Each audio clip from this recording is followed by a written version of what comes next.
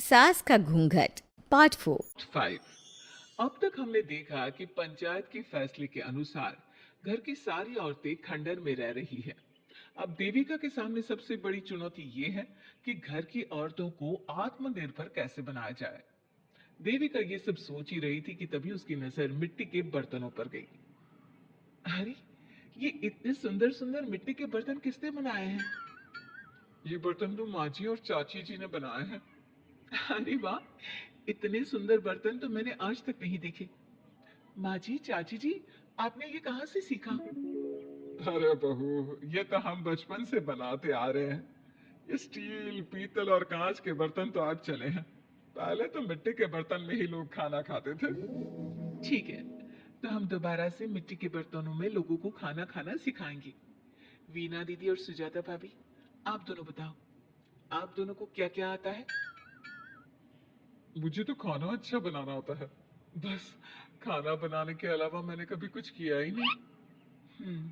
और वीना दीदी, आप बताओ, आपको क्या क्या आता है? पता नहीं, मैंने बचपन से यही सुना है कि लड़कियों को ये नहीं करना चाहिए, लड़कियों को वो नहीं करना चाहिए, इसलिए मैंने कभी कुछ किया ही नहीं। देविका, वीना को सिलाई, कढ़ाई और बुनाई बहुत अच्छी आती है। हाँ, आती तो है लेकिन बहुत अच्छी नहीं। बहुत अच्छी भी आ जाएगी। अब देविका और बाकी सभी औरतें गांव में सबके घर जाती हैं और गांव की सभी औरतों से मिलकर कहती हैं, भाभी जी, अगर आपको अपने या अपने घर वालों के लिए कपड़े सिलवाने हो तो आप मुझसे ही सिलवाना। बहन जी, मिट्टी का चूल्हा, बर्तन या मटका बनवाना हो तो मुझसे ही बनवाना। मैं और विमला दीदी आपके घर के सारे बर्तन बना देंगे।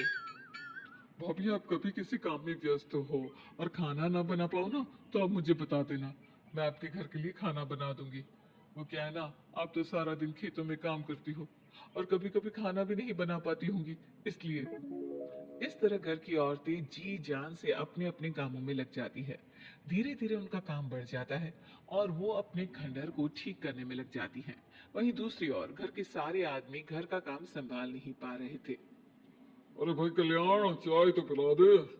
जमाना हो गया अच्छी चाय पिए हुए। आप भी ना घर के दामाद से क्या क्या काम करवाते हैं? अभी लाता हूँ चाय। कल्याण, तुम दामाद नहीं बेटे हो, इसलिए इस घर के सुख दुख, घर के काम और बाहर के कामों में तुम्हारा सहयोग तो होना ही चाहिए ना। इतने में कल्याण चाय बनाकर ले आता है। जैसे ही सचिन चाय पीता है तो उसके मुंह से चाय निकल जाती है। अब जीजा जी, ये क्या बनाया है, इतनी कड़वी चाय? इससे अच्छा तो करेले का जूस होता है। देख सचिन भाई, मैं तो ऐसी ही चाय बनाता हूँ। पीनी है तो पी, नहीं पीनी है तो अपने आप बना ले। मैं खाना बनाने जा रहा हूँ और अकेला नहीं बना सकता। आप में से कोई मेरी मदद करो। सचिन मेरी चाय की बुराई कर रहे थे ना, तुम जाओ अब खाना बनाओ। सचिन और मोहन दोनों खाना बनाने में लग जाते हैं। मोहन भिंडी काटकर कढ़ाई में छोड़ देता है और उसमें पानी डाल देता है। आपने भिंडी में पानी क्यों डाला? शायद पानी नहीं डलता, पता नहीं, लेकिन माँ ने कभी भिंडी में पानी नहीं डाला था। लेकिन बिना पानी के भिंडी बनेगी कैसे? मतलब गलेगी कैसे? बिना पानी के बनाएंगे तो चिपक नहीं जाएगी कढ़ाई से? पता नहीं। चलो देखते हैं कैसे बनती है भिंडी। भैया, कितने दिन हो गए ना अच्छा खाना खाए हुए। खाना तो सुजाता बनाती है, इतना मजेदार खाना कोई और बना ही नहीं पाता। सचिन और मोहन खाना तैयार करके ले आए। सभी आदमी खाना खाने लगे। खाना बना तो बहुत बुरा था, लेकिन किसी ने बिना कुछ कहे खाना खा लिया। तभी जोगिंदर ने कहा, घर की हालत कितनी बुरी हो रही है, जगह जगह जाले लगे हैं। 2 दिन से तो किसी ने झाड़ू भी नहीं लगाई घर की। हाँ, और घर में गंदे कपड़ों के ढेर लगे हैं। मेरे पास तो यह आखिरी कुर्ता ही बचा है पहनने के लिए। कल्याण, मोहन, तुम किसी नौकर को रख लो ना। हमने एक दो लोगों से बात की थी नौकर के लिए, लेकिन कोई घर में काम करने के लिए तैयार ही नहीं है। गांव के सभी लोग खेतों में ही मजदूरी कर रहे हैं। घर के सभी आदमी घर के काम में लगे रहते हैं, तो वो अपने खेतों पर भी ध्यान नहीं दे पाते और उन्हें हर महीने आर्थिक रूप से नुकसान उठाना पड़ता है। धीरे धीरे उनके घर की हालत खराब होने लगती है। एक दिन कल्याण सबसे कहता है, घर को तो औरत ही संभाल सकती है, हमारे बस का नहीं है घर संभालना। हमें किसी तरह से उस सब को वापस इस घर में लाना ही होगा। अरे कल्याण बेटा, पंचायत का फैसला था कि औरतें हमसे माफी मांगे, लेकिन उन्होंने माफी नहीं मांगी। अब हम उन्हें बुलाने गए तो उल्टा हमें ही अपनी अपनी पत्नियों से माफी मांगनी पड़ेगी। हमें कोई ऐसा रास्ता निकालना होगा कि वो मजबूर हो जाए हमारे पास आने के लिए। बापू, उन सभी ने अपने अपने काम शुरू कर दिए हैं। क्यों ना हम सबके काम में नुकसान कर दे, इससे वो मजबूर हो जाएंगे हमारे पास आने के लिए। भैया, ये कैसी बात कर रहे हो? इससे वो मजबूर नहीं होंगी बल्कि और भी ज्यादा गुस्सा हो जाएंगी। मैं तो बोल रहा हूँ शराफत से जाकर माफी मांग लेते हैं। मुझे यकीन है कोई माफ करे ना करे, माँ तो जरूर हमें माफ कर देंगी। नहीं सचिन, अगर हमने माफी मांगी तो ये सारी औरतें हमारे सर पर चढ़कर नाचेंगी।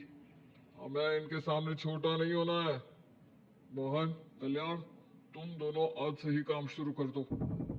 बस फिर क्या था, घर के सभी आदमी लग गए काम पर। मोहन और कल्याण रात को खंडहर में पहुंचे और उन्होंने सारे मिट्टी के बर्तन तोड़ दिए। उसके बाद वीना ने जो कपड़े तैयार करके रखे थे वो सारे कपड़े उन्होंने फाड़ दिए। सुबह जब घर की औरतों ने ये सब देखा तो परेशान हो गई। अरे, ये सारे बर्तन किसने तोड़ दिए? माँ, किसी ने मेरे सिले हुए कपड़े ही फाड़ दिए। ये हरकत कौन कर सकता है? और कौन करेगा भाभी, ये सब उन आदमियों की हरकत है। जब किसी तरह से हमें झुका नहीं पाए तो हमारी काम बिगाड़कर हमें परेशान कर रहे हैं। सभी औरतें दुगनी तेजी से काम में लग गई। उन्होंने दिन रात मेहनत की और उस खंडहर को महल की तरह बना दिया। उनके काम की तारीफ सुनकर दूर दूर के गांव से लोग आने लगे और उनसे अपना काम करवाने लगे। एक दिन सभी औरतें बैठकर खाना खा रही थी। तभी विमला ने देविका से कहा, देविका, हम कभी सोच भी नहीं सकते थे कि हम अपनी मेहनत से अपने लिए इतना बड़ा और इतना अच्छा घर बना लेंगे। देविका बहू, आज हमें इस बात का एहसास हो रहा है कि हम तो सिर्फ सांस ले रहे थे, जीना तो हमें तुमने सिखाया है। मुझे तो अब भी यकीन नहीं हो रहा कि मेरे पति की पहचान के अलावा भी मेरी कोई पहचान है। गांव के सब लोग मुझे सिर्फ मोहन की पत्नी के रूप में जानते थे, लेकिन अब सारा गांव मुझे जानता है। देविका, मैं कुछ ही दिन में इस गांव में एक अच्छा सा होटल खोल लूंगी। और मैं एक बुटीक खोलूंगी। मैं यहाँ गांव की लड़कियों के लिए एक स्कूल खोलना चाहती हूँ। यही मेरा सपना है। सभी औरतें खाना खाकर सो जाती है। रात बहुत ज्यादा हो गई है, लेकिन देविका को नींद नहीं आ रही थी। तभी उसे किसी के कदमों की आवाज सुनाई दी। पहले तो देविका थोड़ी डर गई, लेकिन उसने हिम्मत करके उठकर देखा तो उसके सामने सचिन खड़ा था। सचिन, तुम यहाँ क्या कर रहे हो? कहीं तुम मेरा कोई नुकसान तो करने नहीं आए? मेरे पास तो किताबों के अलावा कुछ नहीं है। फाड़ना चाहो तो फाड़ सकते हो। देविका, मैं तुम्हारा कोई नुकसान करने नहीं आया हूँ, बस तुमसे माफी मांगने आया हूँ। क्या? रात के अंधेरे में चोरों की तरह तुम मुझसे माफी मांगने आए हो? प्लीज देविका, माँ और चाची को समझाओ कि वो बापू और चाचा जी से माफी मांग ले और तुम सबको लेकर घर आ जाए। सचिन, तुम भी तो अपने बापू और चाचा को अपने साथ ला सकते थे ना, और माँ और चाची से माफी मंगवा सकते थे ना। प्लीज देविका, मुझे माफ कर दो और घर चलो। कैसे माफ कर दूं सचिन? तुमने मुझे मारने के लिए छोड़ दिया। अगर माँ और चाची हिम्मत करके मुझे अस्पताल ना ले जाती तो आज मैं और मेरा बच्चा जिंदा ना होते। ना तुम मुझे अस्पताल में देखने आए और ना ही अस्पताल से आने के बाद मेरा हाल चाल पूछा। मुझे तो छोड़ो, तुमने अपने बच्चे का चेहरा तक नहीं देखा और तुम मुझसे उम्मीद कर रहे हो कि मैं तुम्हें माफ कर दूं? कभी नहीं सचिन। देखो देविका, हम सबको बहुत नुकसान हो रहा है। घर के काम की वजह से हम बाहर के काम पर ध्यान नहीं दे पा रहे। घर और जिंदगी दोनों अस्त व्यस्त है। वो इसलिए कि तुम सब आदमी संगठित नहीं हो, अपना दिमाग और ऊर्जा हमें परेशान करने में लगा रहे हो। और हम औरतें संगठित हैं, हम अपना दिमाग और ऊर्जा अपनी प्रगति में लगा रहे हैं। इसलिए हमने खंडहर को भी महल की तरह कर दिया और तुम्हारी हवेली खंडहर की तरह लगती है। सचिन देविका से बार बार माफी मांग रहा है। क्या सचिन को अपनी गलती का सच में पछतावा है, या फिर ये घर के आदमियों की कोई नई चाल है? ये जानने के लिए आपको हमारे आने वाले एपिसोड का इंतजार करना होगा।